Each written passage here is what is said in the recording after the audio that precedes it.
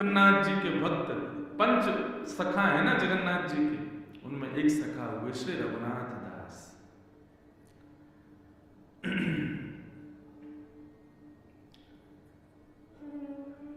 श्री रघुनाथ जी महाराज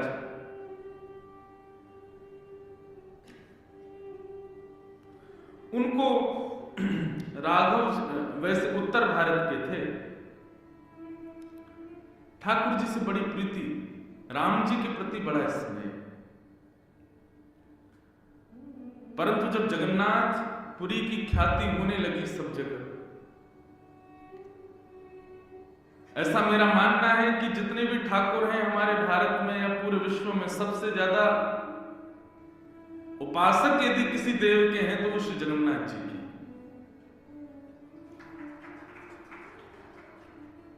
उपासक आज की भाषा में कहूं तो फॉलोअर्स सबसे ज्यादा श्री जगन्नाथ जी के। जैसे आज के सामान्य आधुनिक जगत में फैन फॉलोइंग देखी जाती, किसकी ज्यादा है, ऐसे देवों में सबसे ज्यादा फैन फॉलोइंग जगन्नाथ जी की। सबसे ज्यादा वैष्णव भक्त जिनको निहारते हैं और उसका दर्शन करना है तो जगन्नाथ जी से प्रीति करने वालों की 0.1% भीड़ होती है रथ यात्रा पर। वो 0.1%, अगर आप विश्वास करो पूरे विश्व में रथ यात्रा होती है, जब जगन्नाथपुरी में रथ यात्रा होती है, अगर सारे विश्व की रथ यात्राओं को आवाहन कर दिया जाए कि सब पुरी आ जाओ, कितनी भीड़ हो जाए पुरी में। कभी कभी मन में भाव आता है कि आधा समुद्र नप जाएगा, इतनी भीड़ होती है जगन्नाथपुरी में रथ यात्रा पर, केवल नीलाद्रिनाथ को देखने के लिए। तो जब ख्याति फैल रही थी सब जगह श्री जगन्नाथ जी की, तब श्री रघुनाथ दास जी यहां पधारे, राम जी के अनन्य उपासक। मैंने एक दिन एक बात कथा में कही थी कि वैष्णव की निष्ठा किसी भी देव में हो। कल एक माता जी मुझे मिली, बोली मैं देवी की बहुत बड़ी उपासक हूं, मुझे देवी निष्ठा बहुत है, मैं देवी की बहुत आराधना करती हूं, पर अभी मैं कथा पहली बार सुन रही हूं तो मुझे जगन्नाथ जी में बहुत स्मृति हो रही है, श्री कृष्ण, कहीं ये गलत तो नहीं। मैंने कहा भैया यही तो कथा मैंने सुनाई थी कि भेद क्यों मान रहे हो, जगन्नाथ जी का ही विलास है सब जगह। श्रीमद् भागवत में कथा आती है, जड़ भरत के सामने जब भद्रकाली प्रकट हो गई, जीव निकाल के लाल लाल हाथ में और वो तलवार आदि लेकर के, खप्पर लेकर के, जैसे ही भद्रकाली प्रकट हुई तो भागवत में वर्णन आता है, सहसोच्चाट देवी भद्रकाली जब प्रकट हुई तो जड़ भरत जी कहते हैं वारे कन्हैया, आज तो बड़ी लाल लाल जीव निकाल के आयो है, हाथ में तलवार लेकर के और हाथ में ऐसे, क्या अद्भुत स्वरूप है आपका। वो काली में भी कृष्ण को देख रहे थे। सब जगह ठाकुर जी का ही विलास है, चाहे वो गणेश जी हो, चाहे वो अंबा हो, चाहे शिव जी हो। प्रेम सबसे करो लेकिन एक निष्ठा एक में रखो। जैसे कि आपकी माता जी मेरे सामने आएंगी, मैं उनको भी प्रणाम करूंगा, आपकी माता जी आएंगी, मैं उनको भी प्रणाम करूंगा। सब माता मेरे लिए समान है, लेकिन मेरी जन्मदात्री माता तो एक ही है ना। प्रेम सबसे, सब देवताओं से प्रीति, लेकिन निष्ठा, पूर्ण निष्ठा किसी एक। श्री राम जी के प्रति रघुनाथ दास जी की बड़ी प्रीति, और वो श्री जगन्नाथ जी का जब दर्शन करते थे ना तो इसी भाव से करते थे कि ये राम जी हैं, वो लक्ष्मण जी हैं, बीच में सीता जी, इसी भाव से दर्शन करके बड़े आनंदित होते थे। श्री रघुनाथ दास जी को मंदिर की तरफ से एक सेवा प्रदान की है। ठाकुर जी जिस चूल्हे पर ठाकुर जी का भोग बनता है, वहां जो अग्नि है वो अग्नि बंधुओं साधारण नहीं है, चाहे वो पुरी हो, चाहे वो हमारे वृंदावन के कई देवालय हो, वे अग्नि साक्षात यशोदा जी का स्वरूप मानी जाती है। क्योंकि ठाकुर जी को सिद्ध होने वाली प्रसादी दो ही लोग अर्पित कर सकते हैं, या तो मैया या फिर गृहिणी। तो बनाती है लक्ष्मी और उसको यथा उचित भाव और अग्नि आदि उष्णता प्रदान करती है यशोदा। तो परम पवित्र, वैसे भी अग्नि बहुत पवित्र होती है, परंतु मंदिरों में विराजमान जो अग्नि है वो महापवित्र मानी जाती है। तो उस पवित्र अग्नि की पवित्रता की सेवा रघुनाथ दास जी को दी गई। पवित्रता मतलब कैसे पवित्र करें अग्नि को? अग्नि तो पवित्र होती है, बोले कि उस अग्नि को बुझने ना दें, वहां पर कोई ना कोई यथाउचित हवन आदि करते रहे उस अग्नि में।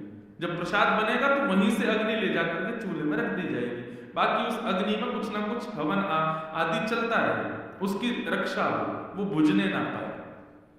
रघुनाथ दास जी को ये सेवा प्राप्त हुई और रघुनाथ दास जी बड़े प्रेम से इस सेवा करते थे। आज भी एक मठ है मंदिर के पास में जहां रघुनाथ दास जी बैठते थे, वहीं से ही अग्नि ठाकुर जी के रसोई घर में ले जाई जाती है आज भी। तो ये सेवा वो करते थे ठाकुर जी की। करते करते पूरा समय बीत गया, अब वृद्धावस्था आ गई, तो रघुनाथ दास जी ने विचार किया कि अब मेरे प्राण कभी भी निकल सकते हैं। लेकिन एक बात कहूं बंधुओं, वैष्णव भक्त जब बहुत नाम साधक हो जाता है ना, तो उसको पता चल जाता है मेरे प्राण कब जाने वाले। और एक और बात कहूं, जब नाम साधक सब जगह से मुक्त हो जाता है, परम मुक्त बीतराग जब हो जाता है, उसको किसी में आसक्ति नहीं होती, वो जिस दिन चाहे उस दिन प्राण त्याग सकता है। और कभी प्राण निकल भी रहे हो ना, तो वो मृत्यु देवी को रोक भी सकता है कि थोड़े क्षण रुक जाइए, मैं ये सेवा कर लूं, उसके बाद आप स्वीकार करना। ऐसी भी सामर्थ्य उसको प्राप्त हो जाती है। रघुनाथ दास जी ने सोचा कि अब समय है प्रस्थान का, अब वृद्ध हो गए, ज्यादा सेवा हो नहीं पाती, तो उन्होंने श्री जगन्नाथ जी के लिए आज मंदिर रसोई से अलग अपने यहाँ मीठे चावल बनाए और ठाकुर जी का केले के पत्तों का एक नवीन श्रृंगार बनाया। और उनका भाव था कि मैं इस श्रृंगार में जगन्नाथ जी को एक बार देख लूं, मेरे हाथ के बने मीठे चावल जगन्नाथ जी पालें, उसके बाद मैं अपने प्राणों का परित्याग करूंगा। लेकिन मंदिर में तो ठाकुर जी बंधे हैं कि जो रसोई में बनेगा वही पाएंगे, बाहर का तो कुछ पाते नहीं ठाकुर जी। और इसमें मैं आप सबसे भी निवेदन करूं, कभी भी किसी मंदिर में जाओ बंधुओं, दुकान से आप जो प्रसाद खरीदते हैं ना, वो वितरण के लिए रखो, लेकिन ठाकुर जी के भोग के लिए तो अपने घर से स्वयं बना के लो। ठाकुर जी भले स्वीकार करें ना करें, दूर से ही दिखा दो। लेकिन अब जब बाजार से खरीद के कोई सामग्री ठाकुर जी के सन्मुख लेके जाते हैं, तो आप विचार करो, आपने पेड़े खरीदे, आपसे पहले 10 लोग और खरीद गए, उन्हीं पेड़ों को न जाने कितने लोग खा गए, अब उन्हीं में से शेष पेड़े आपने जाके जगन्नाथ, क्या वो भोग लगाएंगे? कभी नहीं। लेकिन आप अपने घर में पुण्य स्नान करके, बर्तन आदि धो करके, शुद्ध भाव से स्वयं कुछ भाव निर्मित करके तब ठाकुर जी को अर्पित करोगे, हजारों लोगों में से भी पीछे से भी दिखाओगे तो ठाकुर जी स्वीकार करेंगे। रघुनाथ दास जी को पीछे से दिखाने से संतुष्टि नहीं थी, तो गए पुजारी जी के पास, गए जाके बोले भोग जगन्नाथ जी को पधरा दीजिए, और ये मैं कुछ श्रृंगार लाया हूं, ये ठाकुर जी को आप धारण करें। पुजारी जी ने विनम्रता से मना कर दिया, बोले भगवान नियम मंदिर का, यहां बाहर की प्रसादी ठाकुर जी को नहीं चढ़ाई जाती, बाहर का श्रृंगार ठाकुर जी को नहीं। प्रणाली में जो लिखा है, जैसा वर्णन है वैसा ही श्रृंगार होगा, और जैसा भोग प्रसाद ठाकुर जी आरोपते आए हैं वर्षों से वैसा ही पाएंगे, बाहर का कुछ भी यहां स्वीकार नहीं किया जा सकता। रघुनाथ दास जी बोले हम इतने दिनों से जगन्नाथ जी की पावन पवित्र अग्नि की सेवा कर रहे हैं, हमको इतना सौभाग्य तो मिले कि हमारे हाथ की निर्मित वस्तु कुछ पाले ठाकुर जी। पुजारियों ने कहा आपको सौभाग्य देंगे तो और भी सेवक है वो भी आ जाएंगे कि हमको भी तो ये सौभाग्य, हमारे हाथ का भी लगाओ वो, हमारे हाथ का भी पवाओ ठाकुर जी को, हमारा भी श्रृंगार कराओ। ये पक्षपात हम नहीं कर सकते, क्षमा करें रघुनाथ दास जी, परंतु आपका श्रृंगार और आपका प्रसाद ये ठाकुर जी को नहीं अर्पित हो सकता। वैष्णव का स्वभाव ज्यादा द्वंद्व में नहीं पड़ता, लड़ता नहीं है ज्यादा। रघुनाथ दास जी ने शीश से लगाया, बोले जैसी इच्छा जगन्नाथ जी, और लेकर के चले। रात्रि का ठाकुर जी का श्रृंगार हो रहा था, पुष्पों का श्रृंगार, गीत गोविंद पहन करके श्री जगन्नाथ जी बैठे थे, पुजारी जी सब श्रृंगार कर रहे थे, नियम से जो चलता है जगन्नाथ जी का वो चल रहा था। यहाँ रघुनाथ दास जी थोड़े से शुभित तो हो गए, नेत्रों से आंसू तो निकल गए कि मैं चाहता था कि एक बार ठाकुर जी को अपने श्रृंगार में देख लूं, अपने भोग को पधरा दूं, फिर प्राण त्याग दूंगा। लेकिन ठाकुर जी की शायद इसमें मंजूरी नहीं, राजी नहीं। तो उनके जो सेवित राघव जी थे, उनके सन्मुख जाकर के श्रृंगार रख दिया, रोने लगे। बोलो कोई बात नहीं राम जी, आप तो बड़े छोटे से हो, लेकिन ये श्रृंगार जगन्नाथ जी का अब आप ही धारण कर लो। बाहर बैठे श्री रघुनाथ दास जी रुदन करने लगे, तो भीतर श्री ठाकुर जी का बड़ श्रृंगार हो रहा था।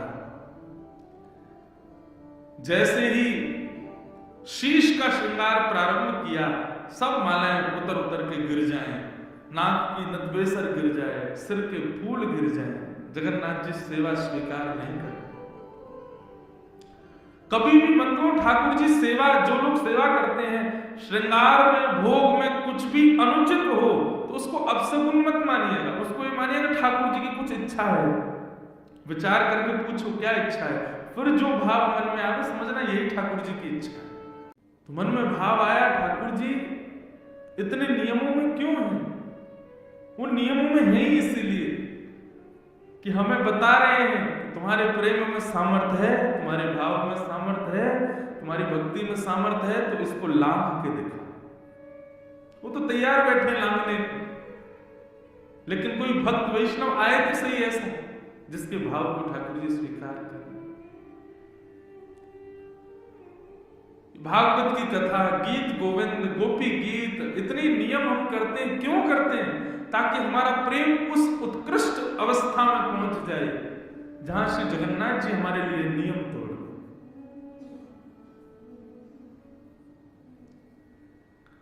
रथ रुकता नहीं है, लेकिन उन्हीं लोगों के लिए रुकता है जिन्होंने नियम तोड़वा दिए। साल्वेग के लिए रुकता है, और भी कई वैष्णव भक्त हैं जिनके लिए रथ रुकता है।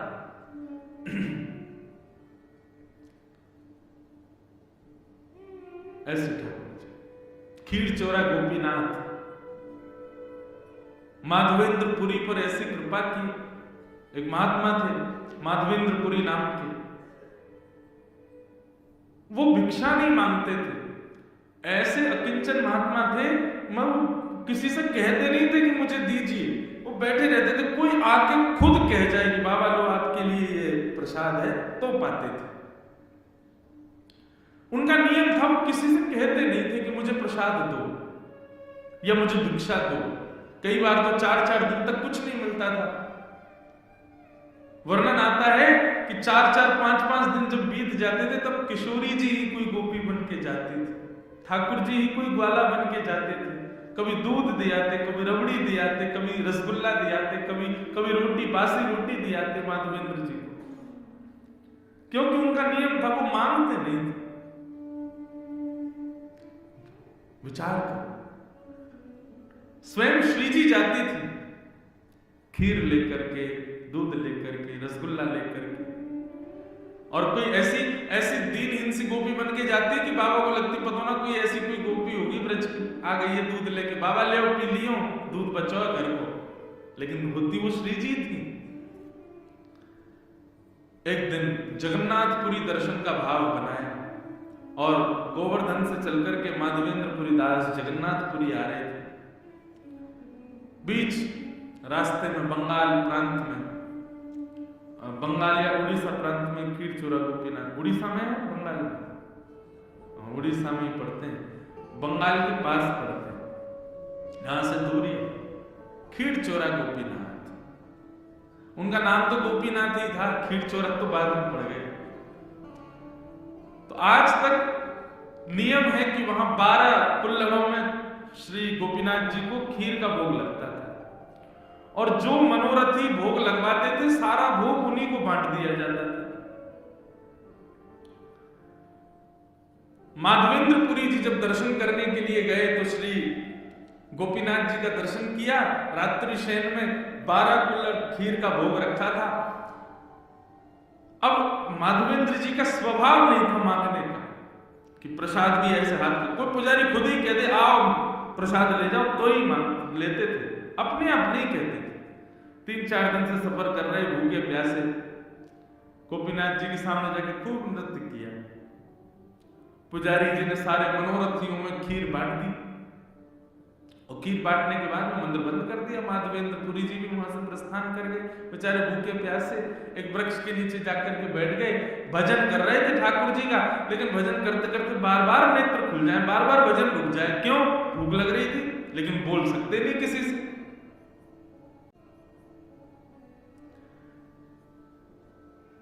गर्भगृह में बैठे गोपीनाथ जी को चैन नहीं आ रहा और गोपीनाथ जी सीधे पुजारी के स्वप्न में पहुंच गए और बोले कि मेरे एक परम भक्त माधवेंद्रपुरी आए हैं, वो बहुत तेज भूख लगी है उनको कुछ पवाओ। पुजारी जी बोले क्या पवाए, इतनी रात्रि का समय? बोले हमारा 12 कुल्हड़ का भोग लगता है खीर का। बोले हाँ, उसमें से एक खीर भोग बचा है, वही दिया। बोले कुछ नहीं बचा, मैंने सब बांट दिया मनोरथियों में। बोले तुमने 11 कुल्हड़ ही बांटे, 12वां कुल्हड़ हमने छुपा लिया था अपनी जेब में। मंदिर आओ, खोलो, हमारे विग्रह के गोजा में आकर के, गोजा बोलते हैं जेब को, बोले हमारे जेब में आकर के देखो एक कुल्हड़ रखा है छुपा हुआ। पुजारी जी के नेत्र खुले, स्नान किया।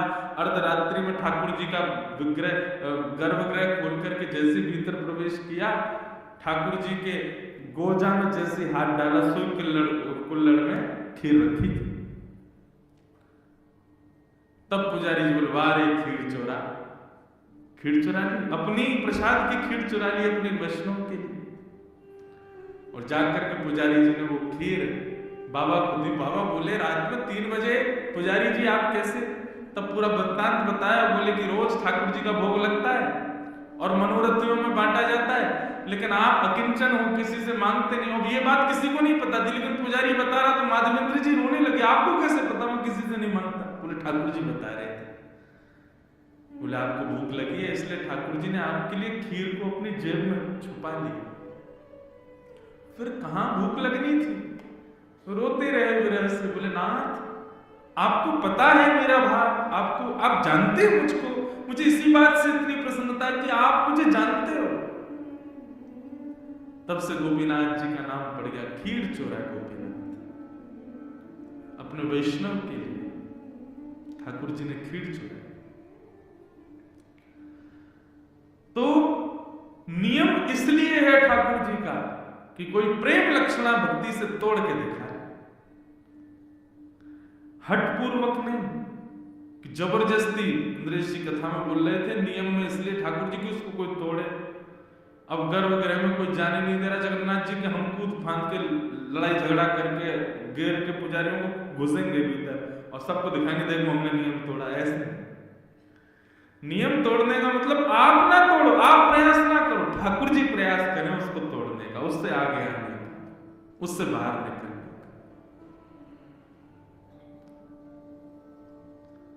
और श्री जगन्नाथ जी जितने नियमों में बंधे हैं उतने ही नियम तोड़ने में प्रसिद्ध हो रहे हैं।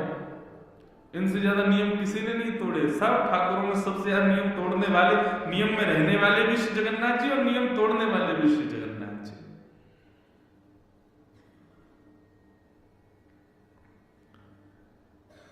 ऐसे प्रेम स्वरूप साक्षात प्रेम के विग्रह श्री जगन्नाथ जी को हम बारंबार प्रणाम करते हैं।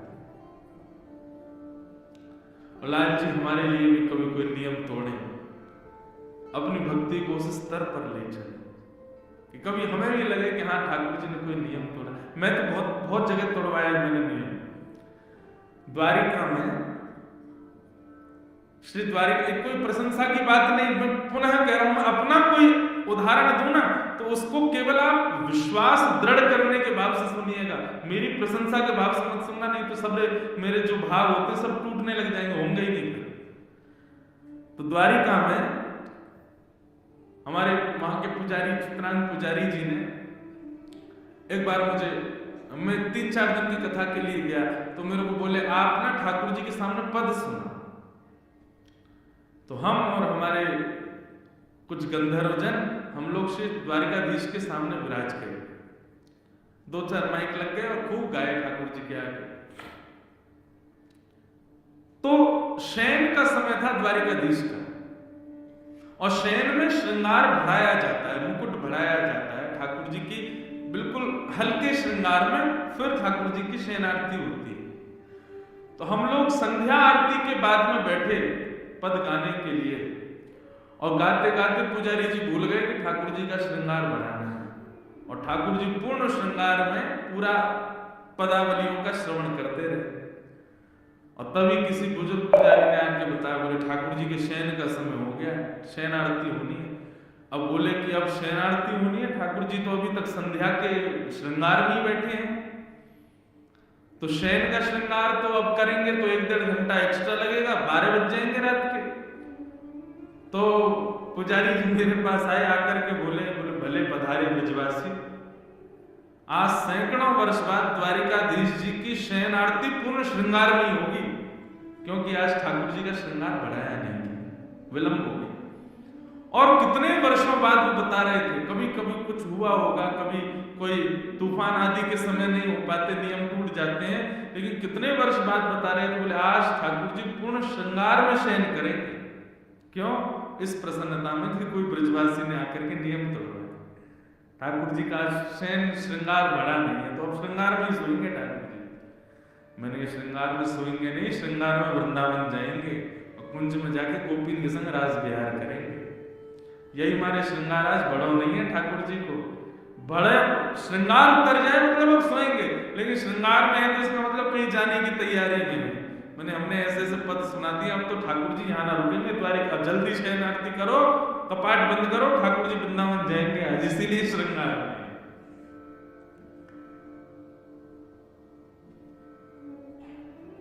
प्रेम लक्षणा भक्ति प्रकट तो करे,